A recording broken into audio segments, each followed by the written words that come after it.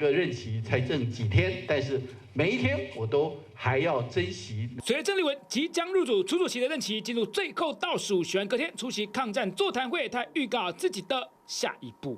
我想我最佳的一个角色是永远的志工，需要帮忙的我一定全力帮忙，把我们的经验传承下去。我是一个很轻松的心情，不用再承担主席之重。此刻朱立伦脸上只有笑容，但郑丽文以黑马之姿虏获基层党员，突破重围，却有党内忧心，恐与主流民意脱节。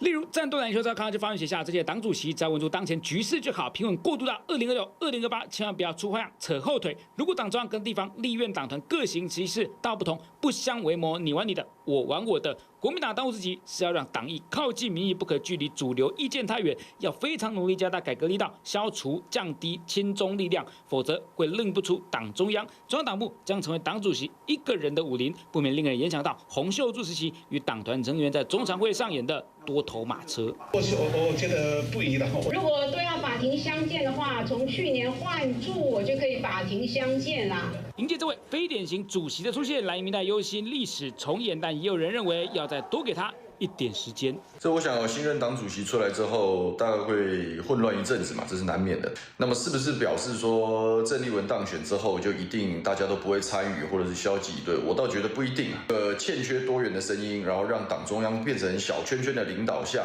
反而不见得对于党籍的民意代表或者是在第一线作战的人是一件好事嘛。会有一些期许，会有一些担忧，但是我觉得最重要，大家能够团结努力，年轻朋友多加油啊！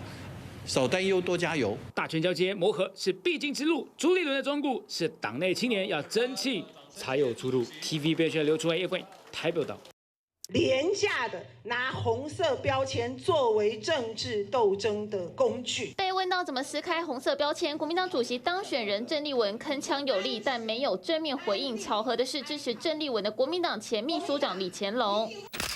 穿着白色衬衫开心合影，李乾龙在18号党主席投完票后，就到江苏的昆山汇聚寺拜妈祖，进行两岸交流。这时间点很巧妙。我这次主要是来参加他们这个点灯的仪式，是1个多月以前他们就邀请了，很单纯的一个宗教活动，强调是既有规划，勿联想。尽管党主席选举落幕，绿营继续猛攻中共境外势力介入。有党政人士发现，攻击郝龙斌的海量假账号、AI 假影片多来自中宣部、统战部，预算规模更是亿元等级。且北京方面选前有做成支持特定候选人结论，定调4字和轨同拍。条文去规范所谓境外势力针对国内的社团或政党内部的选举。毕竟国安局长先前透露，查动作一半账号在境外。另外，这贺电发出时间是否因为中共另有想法呢？直到郑丽文当选隔一天，国民党中央19号午间收到大陆国家主席习近平发来贺电，重申9·2共识与反台独，并推进国家统一。郑丽文回应，两岸同为中华民族，促进台海和平。但对比上一次朱立伦当选，这一次国民党没有提供文本。摊开过去，从2015年的朱立伦、洪秀柱到吴敦义，都是当天就收到贺电，直到2020江启臣当选没有收到，但隔年朱立伦再次选上，隔一天习近平发贺电。中共是非常了解过去郑丽文相关的一个立场言论的，这些我相信都是北京所期盼看到的一个路线方向。是否借选，绿营认为轨迹很明显。TVB 新闻崔东群、袁轩台北场报道。从两个音乐圈被视为最热门人选，到后来的不参选，此刻卢秀燕对新任党魁献上祝福。我要恭喜国民党新任的党主席丽文恭喜当选任重道远党主席选举已经结束了那所以为了国家，为了人民，让我们团结前进。只是这一生团结，目前要实现或许不容易，连郑丽文自己也心知肚明。选举的结束就是我们团结一致的开始。但我们不只要团结国民党，我们还要团结在野，我们甚至更要团结全台湾。毕竟郑丽文被视为亲中派，再加上这一次选举党内厮杀激烈，尤其台北市党部代理主委戴锡钦在郑丽文当选后随即请辞，遭解读开第一枪。我们也会希望说郑丽文能够快速的去修复跟其他阵营之间的关系，也应该赶快去拜访我们的一些县市长的候选人。但郑丽文的压力之一，有没有可能在立法院？郑丽文脸书抛出当选感言，至今只有徐小新一位立委去留言祝贺。国民党团总召傅昆萁虽然发文恭贺，但特别强调国会沟通无空窗期，每个立委都有高度自主性，还点名过去4年跟朱立伦党主席沟通无碍。主席如何跟社会对话当中，可以不要让大家完全只是往这方面去，然后让我们的标签被粘得更紧。与此同时，郑丽文的考验还有对美对陆论述，不管是对于对外工作、外交或者两岸，基本上还是会顾及比较务实或是比较中庸的一个道路这样其实是比较安全的。选举结果反映国民党基层党员期盼，但如何扩及到支持者和中间选民，能否把饼做大，挑战已经开始。TVBS 新闻李晨友、李国珍、刘婷婷小组台报道。大开金嗓唱柯文哲的竞选主题歌曲，黄国昌亲自来暖场，回到本命区汐止，跟子弟兵陈宇杰成立联合服务处，甚至原本还安排了神秘嘉宾拍片祝福。昨天本来要拍一支片，在现场公开播放，但是后来律师担心，因为现在有很多限制。活动现场，黄国昌麾下4大金钗齐聚。2026新北市选战野心勃勃，正逢国民党新任主席郑丽文当选。黄国昌透露，开票当晚就跟柯文哲讨论如何推动联合政府。其实昨天晚上我是跟柯文哲主席在一起的。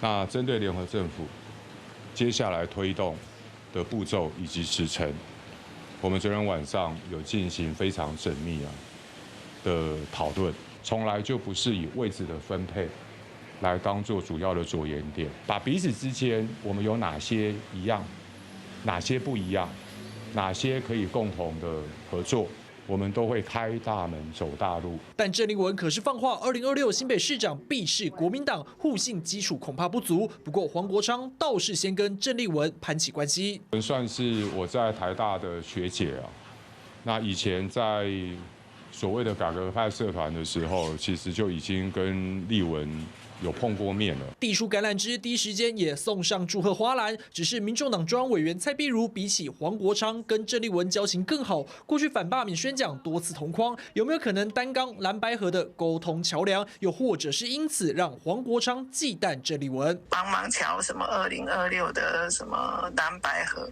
我觉得我都不会去做这种事情党对党自然有党的机制。郑丽文当选国民党主席，对民众党而言充满未知数，只能先静观其变。TVBS 新闻刘诗伟、蔡表新闻采访报道。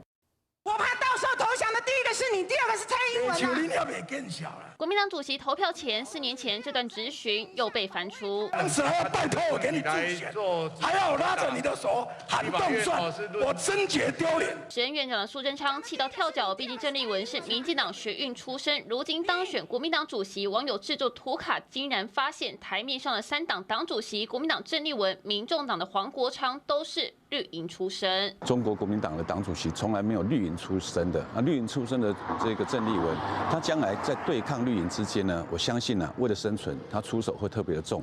但曾经的盟友当选，民进党静悄悄。